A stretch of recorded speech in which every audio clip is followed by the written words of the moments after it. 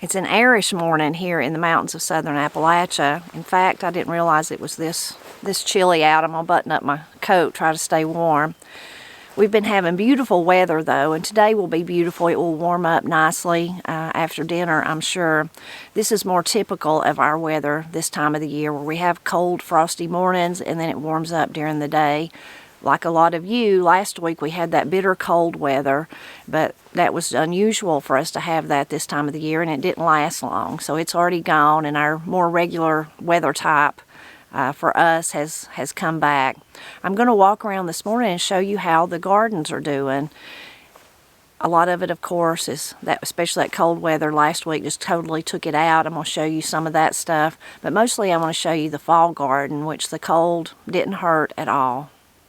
Back here in the back is where you can really see the damage that's been done by the multiple frosts that we've had now. Frost about every morning, and that really hard freeze, those really hard cold days that we had last week. So some of our areas, me and Matt had already pulled out a lot of the stuff, the summer stuff. We'd already cleaned out the beds. We had not done that back here. We've just left it all. It looks like a big mess, and we need to get on that. But the places where we still had things like the nasturtiums growing, and even the little Matt's cherry, it was still growing, still producing, that stuff was all, of course, took out by last week's cold weather.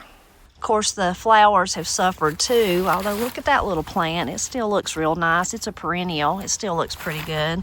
This was those begonias. You can see they just kind of look terrible, and then the impatiens the same. Look, they just melted down. They can't take that cold weather.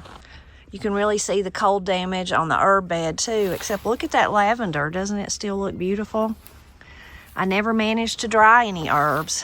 I wanted to, but I never did. I never got it done. Failure on my part for sure. Some of the lemon balm still looks okay, and then some of it's already took out by the cold. Mostly the things that we had left over here was those nasturtiums, which had even started to climb up the trellis there. But just like I told you it would, once the cold weather come, they just shrunk back and almost like they had been melted. You see this big patch right here? Just like something had come through and melted them. You'll remember how they stood up real high and they were so flowy. They're just one of my favorite flowers. This is my horseradish, and it looks terrible. What that is right in the middle of it looks terrible, but it'll be fine. It'll come back next year. Of course, this one won't. This is one of the coleus. This is the back side of the greenhouse. It's a total mess in there. I still hadn't managed to get it cleaned up, but I'm going to. It's on my list. I wanted to come back here though to show you, this is my one mullein plant, and I told you it had never done anything but be right here, just this one plant. It's probably 3 years old now. A lot of you told me I had it planted in the wrong place. It's because it's way too shady back here. So I need to move it to a place where it gets more sunshine, which is probably in the front somewhere near Matt's shed maybe. I need to really look at that, and I wonder if I could just take these seed heads and take them down there and break them off and take them down there and just lay them and see what happens. I've had really good luck doing stuff like that over the years with various different flowers and plants. This was the Tommy toes that I never let Matt pull out, so they definitely need to be pulled out now. We need to clean up that bed. This bed, we had onions in it, and I can see we missed one because there's one growing right over there, but the rest of that's just weeds. Matt and I need to plant our garlic for next year, and I'll backtrack in a minute and show you the garlic we have growing now. But when I thought about where to plant the garlic for next year, I wondered about this bed. I think we might try putting some of it in it. We really didn't have anything in it but onions this year, and as we pulled them up, I never put anything back, just green onions to eat fresh. More nasturtiums that was growing in the green stalk. They were really pretty this year. I want to try that again next year, and maybe even try some other kind of flower in there. It takes it a frost or two, but eventually that's actually a tomato plant right there, but here's some of the Malabar spinach. Eventually the Malabar spinach gives up the ghost too.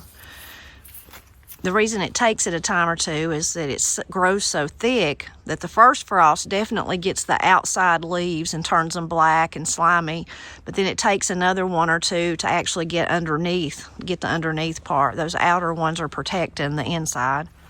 Matt's Cherokee purples, they need to be cleaned up too. This is our bed that's turned into really our potato onions. It's like a multiplying onion. You can see those need to be separated out. But a few weeks ago, I did, just when I come out here to get some, I did push some of those back in the front part where there wasn't any growing. I just put the extras, and you can see they're growing. So that worked. They're doing fine. I need to harvest some of those. Maybe for supper in the next day or two, I'll come out and get some. But I want this whole bed just to turn into those potato onions. Is what the nice subscriber that shared them with me, what they called them. They're a multiplying onion, and they will last through the winter. They kind of look a little raggedy, but they still look pretty good for as cold as it's been. And then you can see like new growth on these. But we will just eat them mostly as green onions. Kind of gives you something to eat in the fall and in the winter, especially though when onions are done for until next year, as far as like fresh green onions. This mess of a bed in that end over there is where we have some asparagus. And then on this end, we didn't plant anything this year, and so you can see all those weeds. And what happened in this part too, though, now I'm looking and I don't even see them, so we've probably waited too late. But there was some potatoes that come up from last year when we had potatoes here. So this is another spot that I thought about. If we, of course, got to clean it off and maybe add some more compost and stuff to it, and maybe we could put some garlic right here. And maybe while we do that, we would also dig up those potatoes, see if they're any good at this point or not. So let's go back and I'll show you the garlic we have growing. This is one of the raised beds here. So we had garlic growing in this bed, and two things happened. It wasn't that good of a harvest at all, but also me and Matt, now that we didn't have anything to do with that it didn't grow as good as it usually does for us. I tried a different variety, 2 different varieties that we'd never tried before, maybe 3. Anyway, that part wasn't our fault, but it was our fault that we waited way too late to harvest it. We just never did get it. So when we did harvest it, what happened is, as we were pulling up the bulbs, a lot of them broke off just where they come out of the ground and stayed in the ground. And we could have dug down in there and got them, but it was just such a pitiful, everything we dug that day or pulled up was just so pitiful. We said, it's just not worth the trouble. So what happened is they're all growing. So you can see that's like the garlic that I guess we planted last November. Didn't do very well, and then we didn't harvest all of it. So I think I'm just going to leave it like it is. Now, there are a few bare places, so I could come back and put some of our garlic that we're going to plant this year, a different variety. Could do that, so that's a possibility. But other than that, we'll just let this grow and see if it takes, maybe next year will be better. Maybe it'll be, do better for us.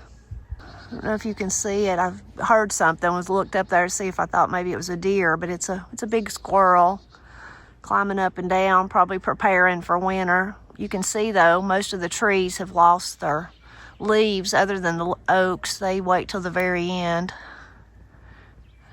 And, of course, the pine trees and things like that, don't lose them.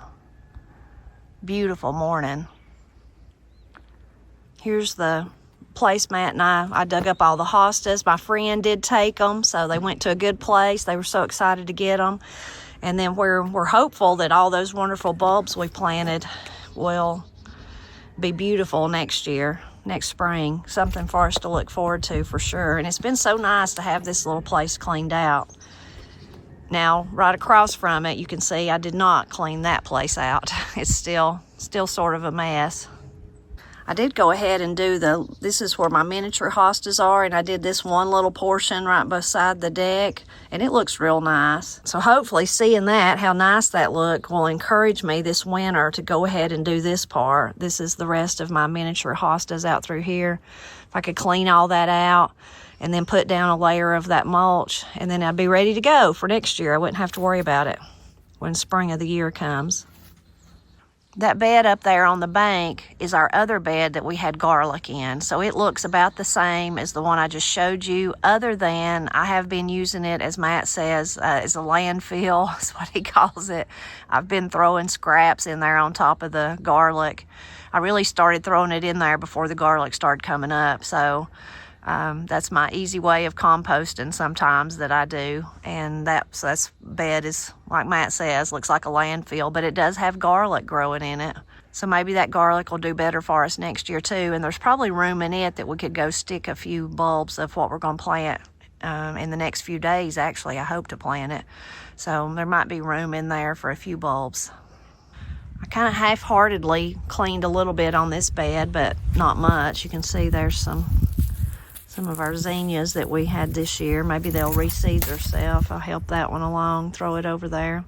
But I wanted to show you, look at this. Isn't this interesting? This is what the anemone September charm that I have growing everywhere, once the seeds actually start coming apart, that's what they look like. Isn't that so fascinating? Look at that. And I suppose they do spread by this, I guess, if you planted it, but mostly mine seem to spread by the plant, like underground runners.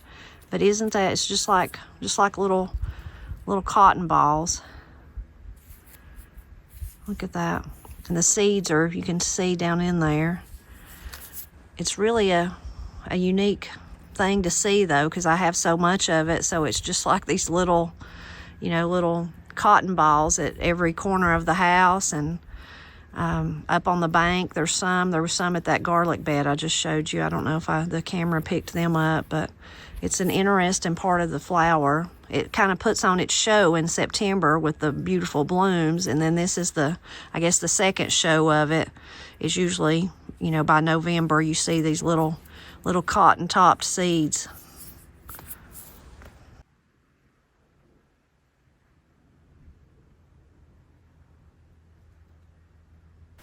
Down in this lower part of the garden is where we have all of our fall things growing, and they're doing so good. I'll give you a close-up view of them.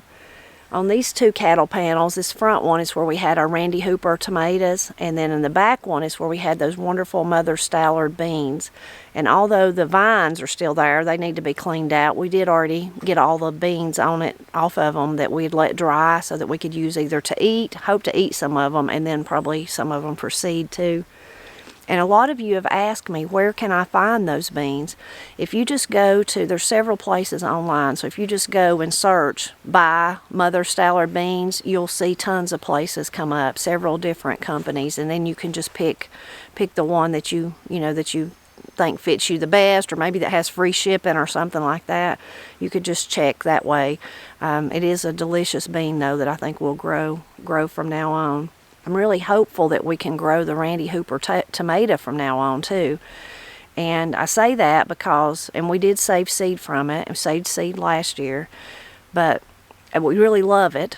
It's a tasty tomato, totally different than the Cherokee Purple though. It grows great old big tomatoes sometimes. Some of them are little, but this year we grew some that was probably at least a pound, if not more. And really a bright flavor, just really a pretty tomato too. But I say I hope, because with growing tomatoes like we do close together, like there was a Tommy Toe that grew down here that just reseeded itself and I let it grow. And then of course the Cherokee Purple are not that far, just up those steps.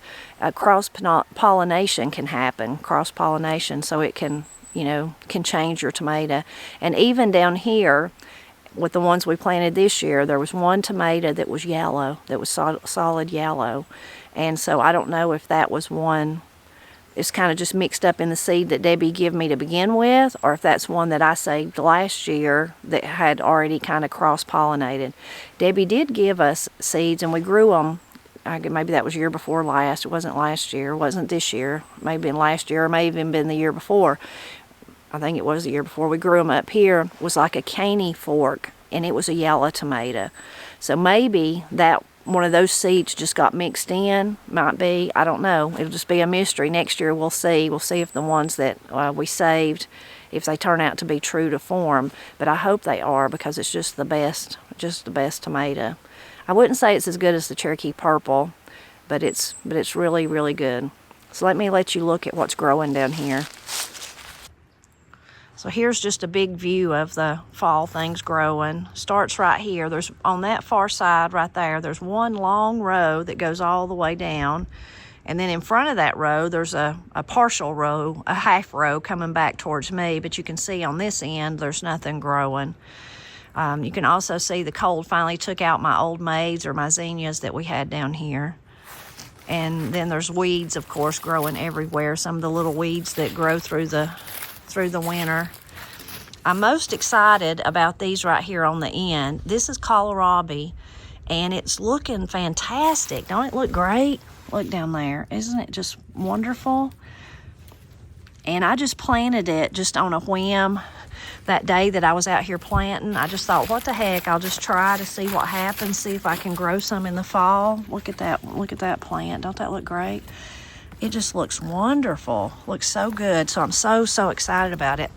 Now, I didn't even know about kohlrabi until Miss Cindy taught me about it. And a lot of people ask me, well, how do you eat it? We mostly just eat it raw, but you can cook it, and you can cook the leaves, and then you can cook the bulb part. See, there's another plant. Somehow, well, there's a little bitty one right there. But then you can see there's some spaces where it didn't come up. And then here's another little patch, and I think that was Corey. Corey come out and got some kale and stuff to make a soup. It was delicious soup too. I need the recipe, but I think she didn't realize. She probably thought this was kale too, which was fine. It's edible.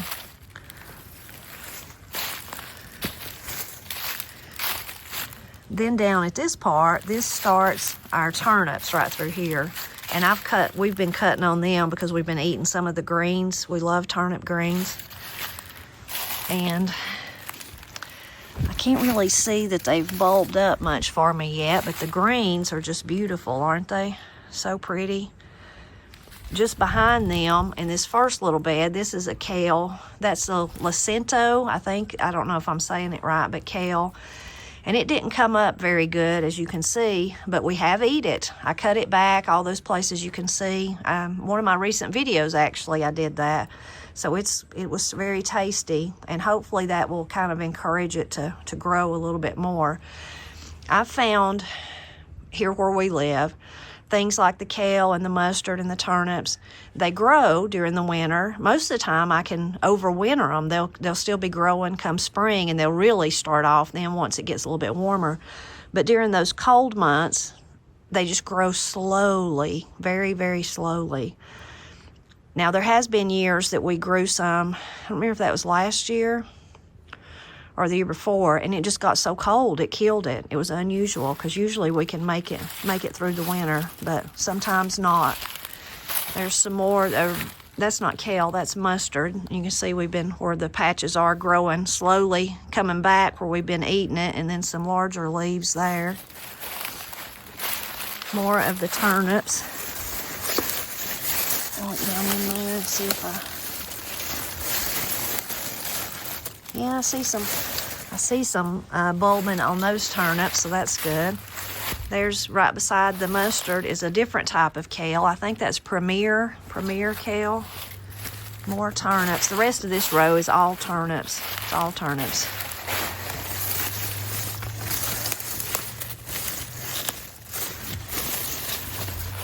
All turnips down through here. And then there's some blue kale. You can see it didn't come up very good either, just a few plants, but they'll be tasty. And then this was and one of you told me how to say it, but I don't remember how to say it. Let's see if I can get the little tag up. There you go. That's what it is. And I have not harvested any of it to cook. Looks like got a little damage on it there, probably from that real cold last week. But overall, looks good. But I've not harvested any of it to cook other than just to nibble on is all I've done. And it has a good taste though. Here's a good picture of a good view of this is a whole plant. You can see kind of how it's coming up there, how it's coming from that single stalk and then branching out. So I'm really excited I need to cut some of it and cook it, and then also see that would give me an opportunity to see if it comes back, if it grows back slowly throughout the winter. Right here in the front, I had some radishes growing, but right before the turnips start. Radishes are great because, well, I love to eat them, of course, but then they're such a quick plant. It's almost like instant gratification. Some varieties will be ready to eat in 25 days. That's just so wonderful. So those are long since gone, though. We've already pulled them up, and I eat a lot of them, and Granny eat a lot of them. There's some of the zinnias. I need to be out here getting some of those seeds to save for next year. Maybe I can do that. This is something I'm going to look forward to too. You see this plant? There's one right there, and there's one right there. I planted those seeds because someone sent them to me, and I don't remember what the name was, but I didn't realize what kind of, I knew they were a flower, but I didn't realize what kind. I think maybe they're hollyhocks. Y'all tell me, does that look like a hollyhock? If it does, if it is, or either way, even if it's not, whatever this is, I think it means I'm going to have beautiful flowers next year. So I'll have to keep you updated on that, and y'all tell me if you think it's a hollyhock or not. But I was pleased when they come up. You can see how well they grew, and I kept waiting for them to bloom, during the summer, and then I've finally realized they're not going to bloom, so I'm thinking they'll bloom next year, and maybe that's what made me think that they might be a hollyhock. You can see here's where Matt's already started. He just takes turns where he dumps the ashes, so this is where he's already put some of the ashes. You can also see all the tons of mast we had for acorns this year. There's the ash, but see those acorns?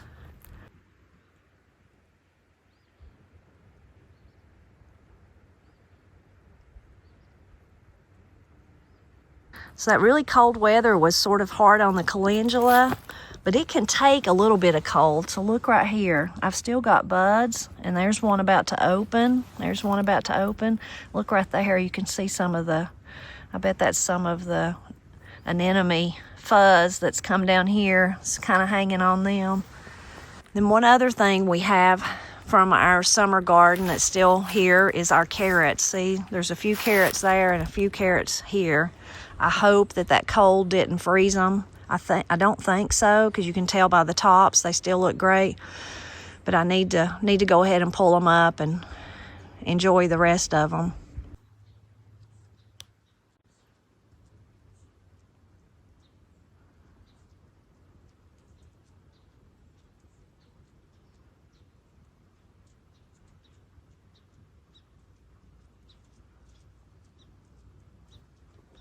Well, that little tour didn't take long. I'm perched right here in Matt's shed before I go in and warm my hands. I should have wore gloves. My hands are frozen. Beautiful things, though, still growing in the garden, and that's just amazing. The garden is like that. Each part of the year is miraculous and beautiful if you take time to look at it. Of course, in the spring of the year, there's that wonderful blank canvas that just shows you where everything could be. You could dream and think about what's going to go where. I usually overestimate how much canvas I really have. But then once you start planting things, when they very first start growing, thinking about the onions, the radishes, whatever it is, everything's just so neat and orderly. Even the tomatoes, neat and orderly when you first start growing them. And then before you know it, then think about July, end of June and July, and everything's just so exuberant, and everything's growing, and the beans have climbed to the top and are trying to hold hands across the aisle, like Kenneth Roper used to say. So all of that is exciting, and of course the harvesting. But even this time of the year, when a lot of the garden's dead, you can still just find beauty, like those little cottony tops of the anemone. And then, of course, if you plant fall things, greens and turnips and stuff, there's certainly beauty and goodness to eat in that. So I feel really blessed to live in a place where I can grow kind of year-round and enjoy the outdoors year-round. If I lived in some of the cold places you do, I know I couldn't do that. And then reverse of that, some people down further south, when I'm just really getting started growing, it's already got too hot. It's too hot for them, so they have to grow in the winter. So it depends on where you live, but I feel very blessed, of course, to live where I do. I love the hollyhocks, if that's what that is. Y'all have to tell me, because Granny used to grow them every year. I can remember pictures somewhere, they're probably at her house, of them growing in her flowers outside the house. And I grew them a year or two ago, but somehow, probably because I disturbed them, somehow they didn't reseed themselves and keep coming back. So I hope that that's what that is. May not be the best place for them to grow if it is, but we'll worry about that when that time comes. Thinking about the fall garden, when it comes to planting, Granny and Pap never had a fall garden. They never did. And me and Matt didn't either for many years. And then somehow I found out that you could do that. You could grow things. And so I said, I want to try it. Well, we tried it, and I've been doing it ever since. But, of course, the things that you could plant really depends on where you live and your climate. But if yours is similar to mine and you're already cold, those are some of the easiest ones to grow, is thinking about kale and mustard greens, collard greens. A lot of people grow those, and I just don't have much luck with them. But turnips, definitely. Rutabagas. I thought I had planted some rutabagas, and maybe I did. I'm still not sure about some of those turnips. Maybe some of them are rutabagas. We'll just have to see. I need to go back and watch my own video, but I hadn't done that. But then radishes, onions. You think about all those early cabbages, all those early spring things that you plant. Broccoli. I don't really plant broccoli, but a lot of people do. It's kind of the reverse. You can do those same things in most situations. One year, it's been a few years back now, we tried cabbage. We tried them in a different part of the yard. I have to remind myself of that every year, and that year I failed to do that. So I planted stuff in the backyard, and it just doesn't get enough sunshine to even make it at all. So they didn't do good because of that. And then that was the first time we ever had deer damage. A deer came, or 2 deer. Matt put up his camera. It was like 2 or 3 does, I can't remember. And they had cleaned out everything, all the cabbage that was growing, all the greens, everything. So that fall garden did not work. It wouldn't have worked anyway, because I shouldn't have planted it back there, and I just somehow forgot and thought it would be so easy to plant it in those raised beds. Anyway, things like that is the things that you can plant. And if you live in a different climate than me, then I would just, go to Mr. Google and ask him in your area what would be the best things. And there's somebody out there that lives where you do that's probably wrote a blog post, an article, or maybe even done a video that would give you tips on what to grow in your area if it's different than mine. I hope you enjoyed walking around with me on this airish morning. I'm gonna go inside and get my hands warmed up. I'm thinking a cup of Granny's hot chocolate sounds really good. I might go make me a cup of hot chocolate. I've got some work I got to do, but that would warm me up good so that I could sit down and get some stuff done. I'm always glad for you to come by and help me celebrate Appalachia, and you know that I'm crazy about growing things, so I'm glad that you'll even come on a cold day like this to hear me talk about the garden.